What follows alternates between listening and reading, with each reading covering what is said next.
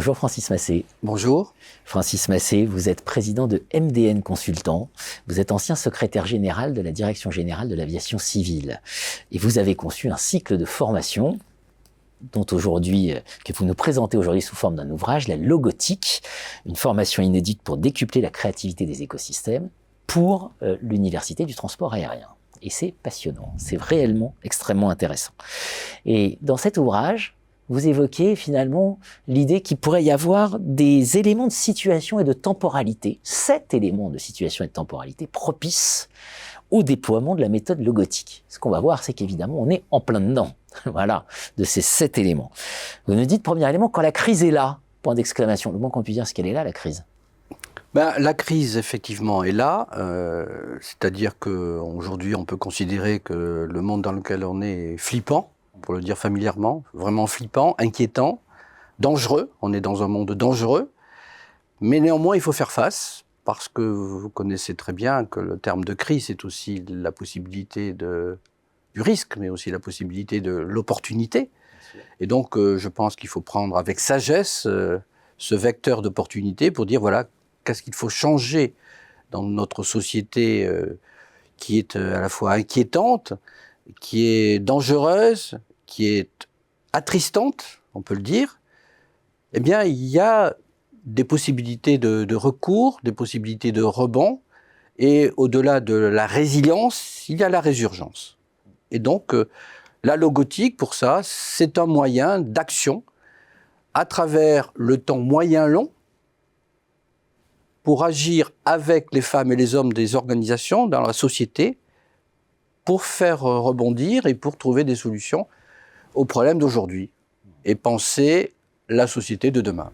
On comprend dans le cas du transport aérien pourquoi il a été nécessaire après la crise sanitaire et ce transport aérien pour lequel il faut préparer le futur par la connaissance. C'est le deuxième moment. Eh bien, il faut effectivement élargir les champs de connaissances.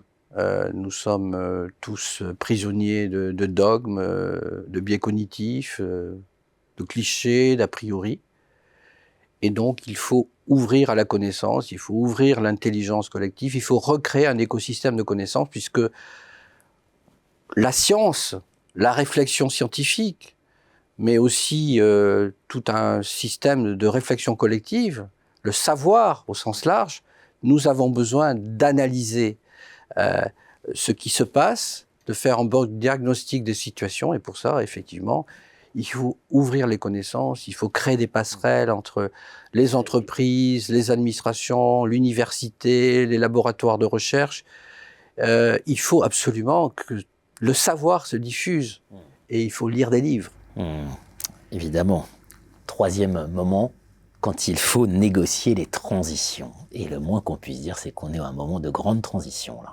Oui, on est dans des moments de grande transition. Les transitions, elles s'imposent à nous, qu'elles soient écologiques, énergétiques, le numérique, le sociétal.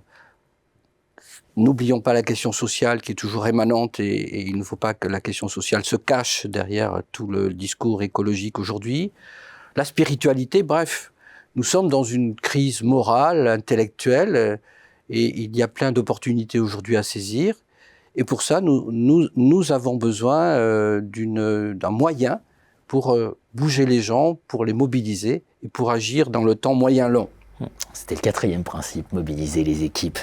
Et quand il faut impliquer d'autres écosystèmes. Ça, c'est une idée très forte, c'est quand on ne peut pas faire tout seul.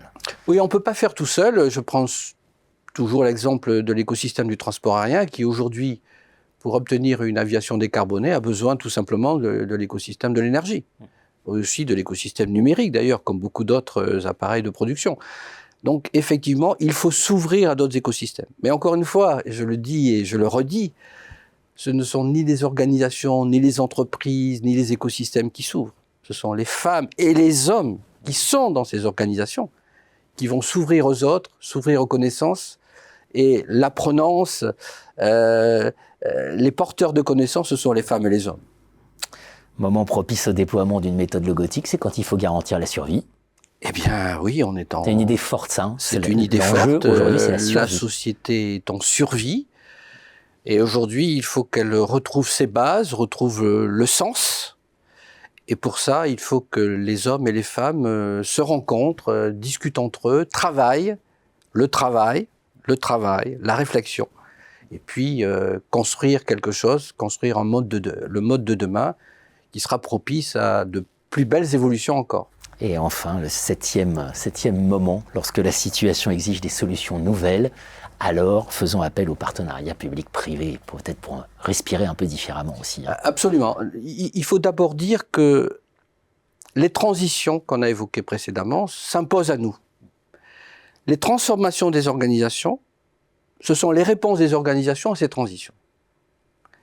Et par rapport à la question du partenariat public-privé, si on veut transformer l'État pour que l'État soit au service de la société, dans l'État je mets tous les services publics, eh bien cet État doit s'ouvrir écosystème par écosystème à tous les pans de la société.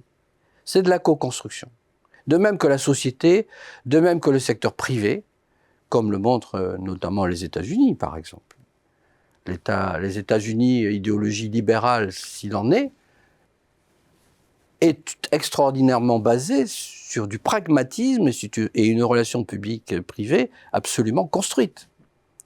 Donc il nous faut ouvrir ces écosystèmes et en même temps faire en sorte que le partenariat public-privé soit fondateur d'une société de demain beaucoup plus amène, beaucoup plus solidaire et beaucoup plus performante, avec une nouvelle conception de la performance globale.